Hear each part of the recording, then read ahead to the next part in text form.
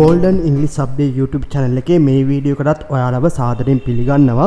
ඉතින් මම මේ වීඩියෝ එකනුත් බලාපොරොත්තු වෙනවා ඔයාලගේ ඉංග්‍රීසි කතා කිරීමට වැදගත් වෙන තවත් පාඩමක් මේ විදියට ගෙනෙන්න. ඉතින් පාඩම ආරම්භ කිරීමට පෙර channel එකට අලුත් කෙනෙක් නම් ඔයා එහෙම නැත්නම් මේ වීඩියෝ එක බලලා අලුතෙන් Golden English Subway YouTube channel එකට එකතු වෙච්ච කෙනෙක් නම් ඔයාට පුළුවන් මීට කලින් අප්ලෝඩ් කරපු සියලුම පාඩම් Golden English Subway YouTube channel එකට විසිට් කරලා බලන්න.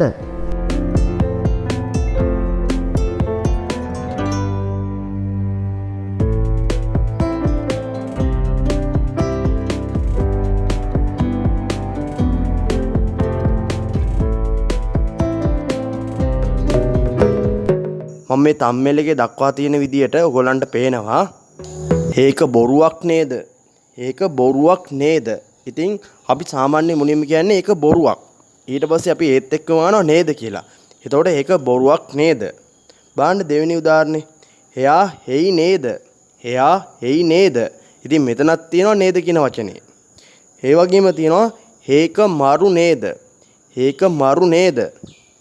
ඒ වගේ අපි සාමාන්‍ය කියන්නේ මම හොඳ ළමෙක් නේද? මම හොඳ ළමෙක් නේද? ඉතින් එතනක් තියනවා නේද කියලා. ඔන්න ඔය විදිහට ඉංග්‍රීසි භාෂාවෙන් නේද යම්කිසි ප්‍රකාශයක් නිකුත් කරලා එහෙම නැත්නම් යම්කිසි ප්‍රකාශයක් සිදු කොට ඒත් එක්කම නේද කියලා ප්‍රශ්න අහන විදිහ තමයි මම මේ පාඩමෙන් ගෙන එන්න බලාපොරොත්තු වෙන්නේ.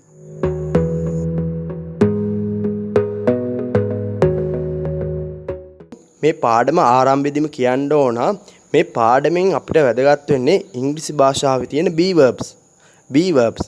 ඉතින් අපි පොඩි කාලේ ඉඳන් be verbs දන්නවනේ ඉංග්‍රීසි භාෂාවේ. අපි පොඩ්ඩක් මතක් කරගෙන පාඩම පටන් ගමු. ඉතින් ඉංග්‍රීසි භාෂාවේ be verb කියන්නේ උපකාරක ක්‍රියාපදවලට. උපකාරක ක්‍රියාපද තමයි ඉංග්‍රීසි භාෂාවේ be verb වෙන්නේ. ඉතින් අපි මේ be verb ටික පොඩ්ඩක් මතක් කරගමු. අපි දන්නවා am is are. am is are. එතකොට ඒව ඇවිල්ලා වර්තමානයේ දෙන be verb. ඒ වගේම තමයි was were කියලා කියන්නේ අතීතයේ යම් දෙයක් සඳහන් කිරීමට අපි ගන්න උපකාරක ක්‍රියාපද. එහෙම නැත්නම් be verb. ඒ වගේම තමයි will එහෙම නැත්නම් will be. will එහෙම නැත්නම් will be. ඔය දෙකම අපි ගන්නෙ අනාගතයේ හඟවන්න ගන්න be verb. ඉතින් පාඩම ආරම්භයේදී මම ඔය දෙක ප්‍රකාශ කළේ අපිට මේ පාඩමේදී වැදගත් වෙනවා be verb වල negative form එක. ඉතින් අපි දැන් කතා කළේ මුලින්ම be verb වල positive පැත්ත. දැන් අපිට මේ පාඩමේදී නම් වැදගත් වෙන්නේ be verb වල දැන් අපි කතා කරමු be verb වල negative form එක. ඉතින් අපි බලමු ham. මම රතු පාටෙන් කියලා දක්වා තියෙනවා ham not කියලා. ඒ වගේම තමයි දෙවෙනියට මම දක්වා තිබෙනවා is එකේ රතු පාටින් දක්වා තිබෙනවා isn't කියලා. ඒ කියන්නේ is කියන be verb එකේ negative form එක තමයි isn't. තුන්වෙනිවට මම දක්වා තිබෙනවා are ඒකේ negative form එක ලෙස මම රතු පාටින් දක්වා තිබෙනවා aren't කියලා. ඒ වගේම තමයි was කියන එකේ negative form එක තමයි wasn't. was කියන එකේ negative form එක තමයි wasn't. ඒ වගේම තමයි were were ඒකේ negative form එක රතු පාටින් දක්වා තිබෙනවා weren't කියලා. will කියන්නේ අනාගතයක් සම්බන්ධ කරන උපකාරක ක්‍රියාපදය. ඉතින් ඒකේ negative form එක තමයි won't won't. will be කියන එකෙත් negative form එක තමයි won't be. ඉතින් අපිට මෙතනින් වැදගත් වෙන්නේ මේ රතු පාටින් දක්වා තිබෙන ඒ be verb වල negative form එක. ඒ කියන්නේ මේ පාඩමේදී අපිට වැදගත් වෙන්නේ be verb වල negative form එක.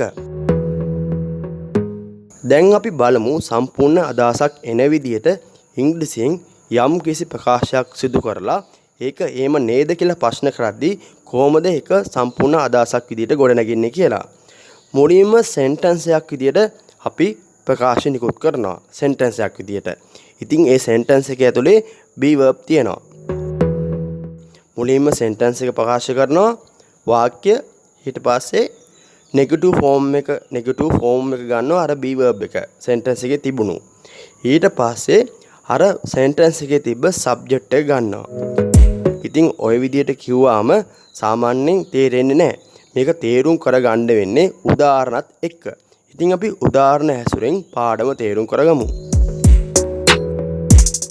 බලන්න පළවෙනි උදාහරණය. අපි සාමාන්‍ය කියන්නේ මම හොඳ ළමෙක් කියලා. කොහොමද ඒක ඉංග්‍රීසියෙන් කියන්නේ? I am a good boy. මම හොඳ ළමෙක් කියලා කියන්නේ I am a good boy. දැන් මෙතනින් අපි දැනගන්නේ එහෙම නැත්නම් මෙතනින් අපි ඉගෙන ගන්නේ මම හොඳ ළමෙක් නේද කියලා කොහොමද ඉංග්‍රීසියෙන් ආන්නේ කියලා. එතකොට මම හොඳ ළමෙක් කියලා කියන්නේ I am a good boy. බලන්න. එතන තියෙනවා am කියලා මම නිල් පාට කරලා. am කියන එක. ඉතින් am කියන්නේ be verb එක. මම හොඳ ළමෙක් කියන ඒ සම්පූර්ණ වාක්‍යයේම තියෙන be verb එක තමයි මම නිල් පාටින් දක්වා තිබෙන්නේ am කියලා. දැන් බලන්න මම හොඳ ළමෙක් නේද කියලා කොහොමද දාන්නේ කියලා. මුලින් අපි කිව්වේ මම හොඳ ළමෙක් කියලා. දැන් අපිට දැනගන්න ඕනේ මම හොඳ ළමෙක් නේද කියලා. ඒක කොහොමද කියන්නේ? අර විදියටම ඒ sentence එක අපි කියනවා. එහෙම නැත්නම් අර විදියටම අපි ඉංග්‍රීසියෙන් අදහස දක්වනවා. එතකොට මම හොඳ ළමෙක් කියන්නේ I am a good boy. I am a good boy. දැන් ඊට පස්සේ අර am කියලා තියෙන්නේ. මම නිල් පාටින් දක්වා තිබෙන්නේ. මුලින්ම අර sentence එකේ විදියටම කියලා ඊට පස්සේ අර am කියන එකේ negative form එක ගන්නවා.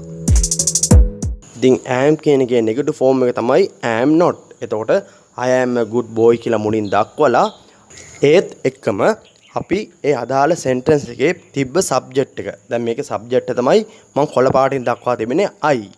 එතකොට I am a good boy කියලා මුලින්ම අර විදිහට කියලා ඒකේ තිබ්බ ඒ sentence එකේ තිබ්බ be verb එකේ negative ගන්නවා. එතකොට am not.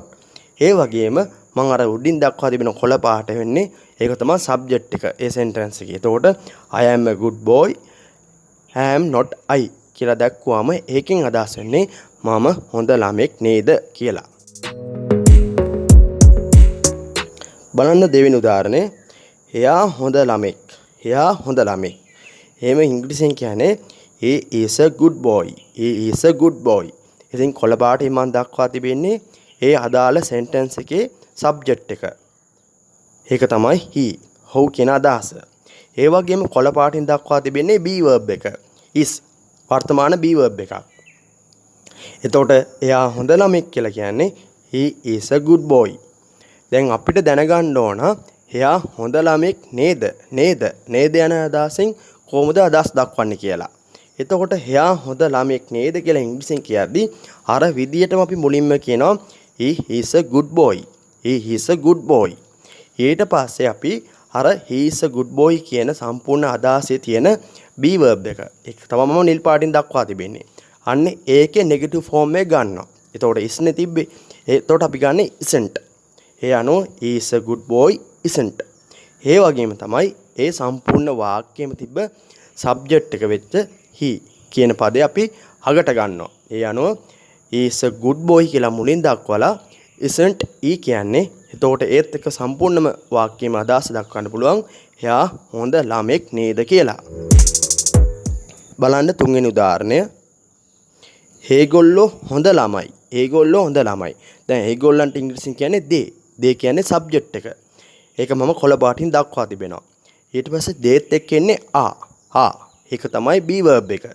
එතකොට they are good boys කියන්නේ ඒගොල්ලෝ හොඳ ළමයි. ඒගොල්ලෝ හොඳ ළමයි. they are good boys. දැන් අපිට කියා ගන්න ඕන මේ පාඩමින් ඒගොල්ලෝ හොඳ ළමයි නේද කියලා. නේද? ඒ විදියට කියද්දි අර විදියට මුලින්ම කියලා ඉන්නවා they are good boys කියලා. they are good boys. ඊට පස්සේ ඒ they are good boys කියන සම්පූර්ණ අදහසේ තිබ්බ be verb එක තමයි are. be verb එක තමයි are. ඉතින් අපි ඒ are කියන එකේ negative form එක වන aren't එක තමයි ගන්නෙ. එතකොට they are good boys කියලා මුලින් දක්වලා aren't කියන ඒ be verb එකේ negative form එක ගන්නවා. ඊට පස්සේ අර විදියට අර ඒ සම්පූර්ණ වාක්‍යයේ subject එක වෙච්ච they කියන එක අගට ගන්නවා. එතකොට they are good boys කියලා මුලින් දක්වලා ඒත් එක්කම aren't they කියලා කිව්වොත් ඒකෙන් අදහස් වෙනවා ඒගොල්ලෝ හොඳ ළමයි නේද කියලා.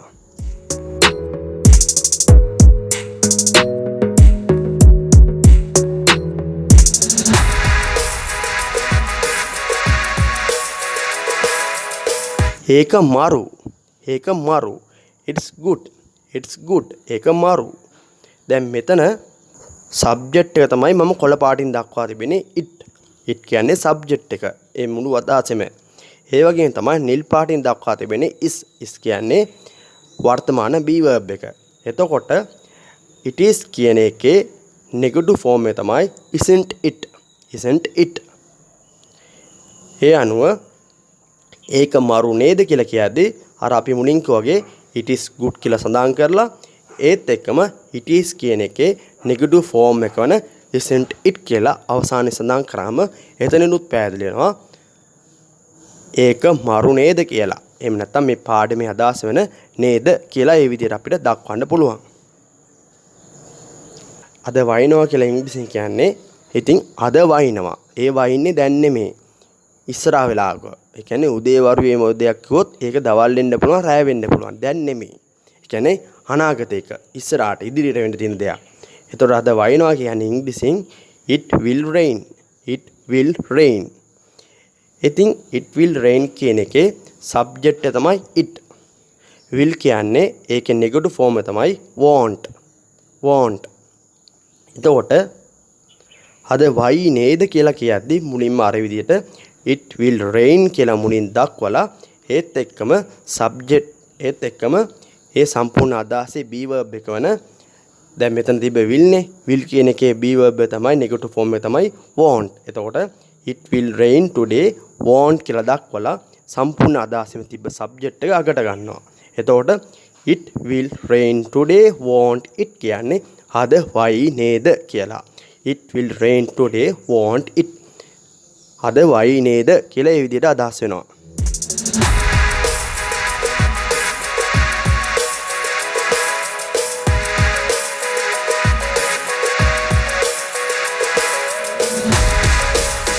ඉතින් පාඩම අවසානයේදී මතක් කරන්න කැමති ඕගොල්ලන්ට මේ පාඩමෙන් කියා දුන්නේ ඉංග්‍රීසියෙන් යම් දෙයක් ප්‍රකාශ කරලා නේද යනුවෙන් ප්‍රශ්න කරන්න. අපි සාමාන්‍ය සිංහලෙන් උනත් කියනවනේ ඒක ඒව නේද? ඒක බොරුවක් නේද? එයා කිව්වේ බොරුවක් නේද? එයා කිව්වේ ඇත්ත නේද? ඔය වගේ අපි කියනවනේ නේද නේද කියලා. ඉතින් ඔන්න ඔය විදිහට සම්පූර්ණ අදහසක් ප්‍රකාශ කරන විදිහ තමයි මම මේ පාඩමෙන් ගෙන ආවේ.